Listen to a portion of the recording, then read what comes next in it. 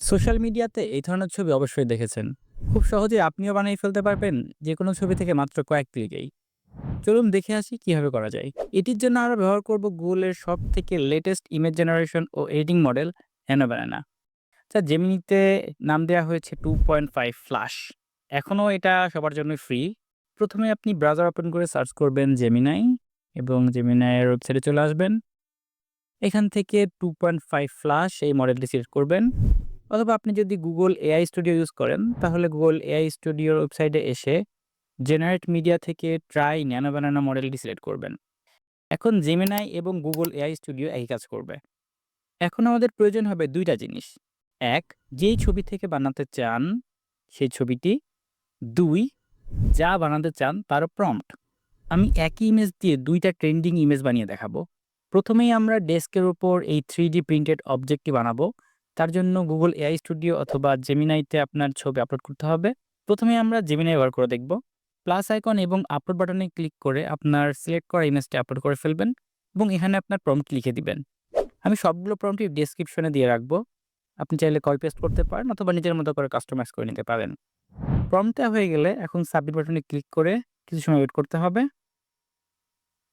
এবং আমাদের ইমেজটি তৈরি হয়ে গেছে। ইমেজটি চাইলে এখান থেকে ডাউনলোড করে নিতে পারেন এবং Gemini-এর এই ওয়াটারমার্কটি যদি রিমুভ করতে চান, তাহলে বিভিন্ন এডিটিং টুল আছে সেগুলো ইউজ করতে পারেন। অথবা সবথেকে ইজি ওয়ে হচ্ছে আপনি নিচ থেকে ক্রপ করে ফেলবেন।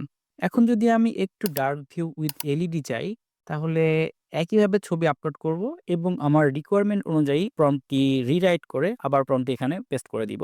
আপনি চাইলে Google ট্রান্সলেটর ব্যবহার করতে পারেন। সেখানে আপনার মনের মাধুরী মিশিয়ে আপনার প্রয়োজনগুলা বলে দিতে পারেন। And then copy and paste. তারপর সাবমিট বাটনে ক্লিক করে দিবেন। আমরা ২ বারই Gemini ইউজ করলাম। আপনি চাইলে Google AI Studio ইউজ করতে পারেন। ২ টা থেকে আপনি একই আউটপুট পাবেন।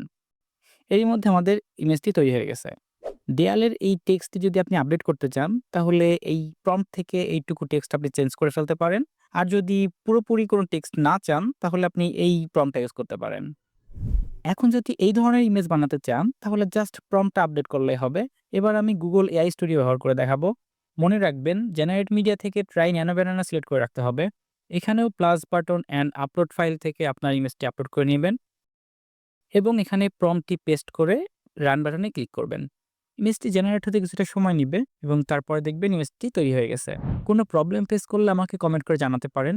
আমি সর্বোচ্চ চেষ্টা করব আপনাকে সাহায্য করার জন্য। অথবা ডাইরেক্ট আমাকে Facebook পেজে মেসেজ করতে পারেন।